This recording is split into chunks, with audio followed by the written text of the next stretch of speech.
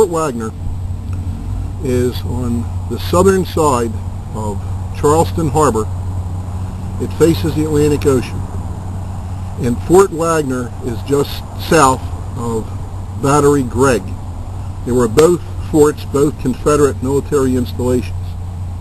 They were there to help protect Charleston Harbor from any attacks by the Federal Navy. They were on the south side of Charleston Harbor. There were other forts that were on the north side, and Fort Sumter sat right in the middle of the harbor.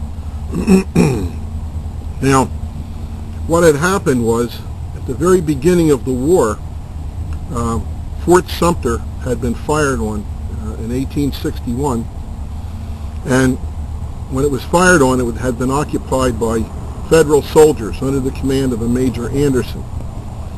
Now, there was Major Anderson and I think about 56 or 54 soldiers, and fortunately nobody was killed when they fired on it, and they fired on it for 34 hours from all the forts around Fort Sumter and Charleston itself.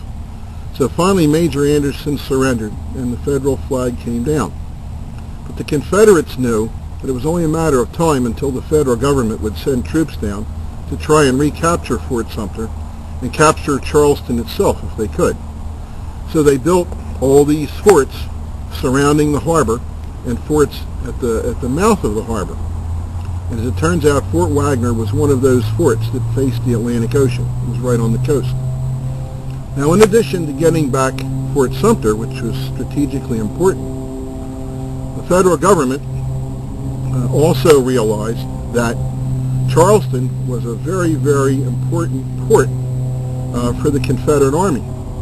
Since the Confederates had an inability to make very many firearms or cannon, the things that they needed to keep a war going, the rebels were buying stuff from England. And the English would ship cannons and muskets and powder and supplies down to Bermuda. And the rebels would send light, fast ships out to Bermuda and pick up the supplies and try and run them into the Confederate ports. The Federal Navy had blockades all around those ports. And the ships that went through the blockades, usually late at night, were called blockade runners. And when they were successful and got through, it meant that the Confederates would get badly needed supplies so they could sustain the war.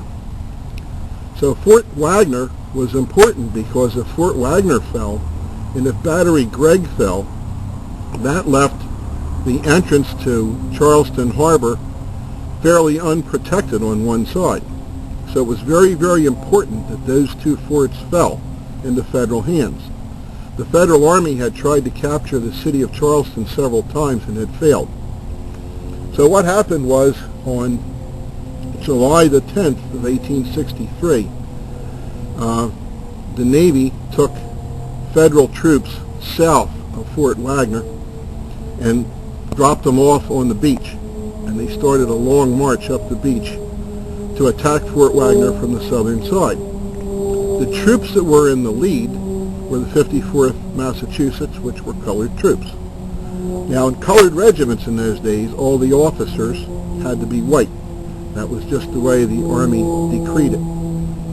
And there were many in the North that thought it was very, very important to have black soldiers fighting Confederate soldiers because it would symbolize the blacks trying to free other blacks that were held in slavery. There were others in the North who wanted to anger the Confederate soldiers and the Confederacy as much as they possibly could.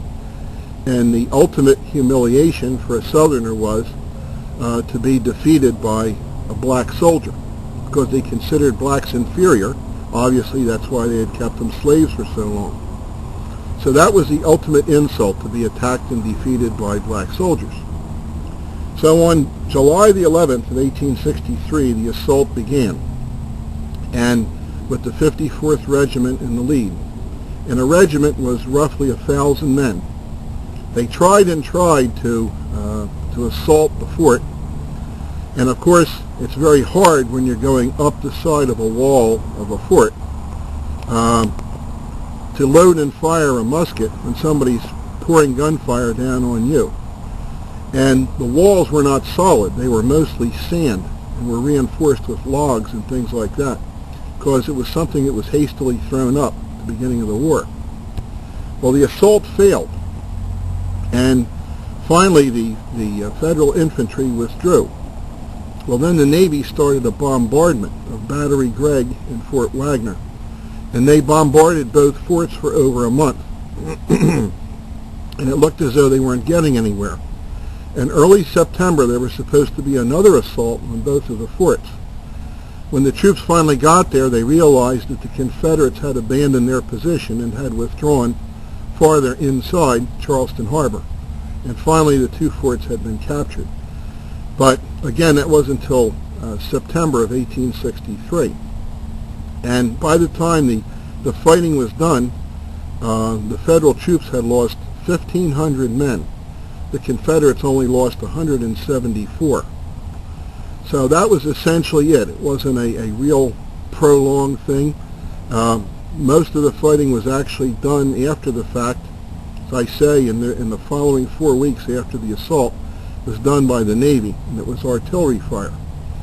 And it just pounded the two forts to the extent that that's why the rebels withdrew from them. But at any rate, that's the story of Fort Wagner. It was just one of many, many forts that surrounded the harbor. Incidentally, from Fort Wagner, you could see Fort Sumter.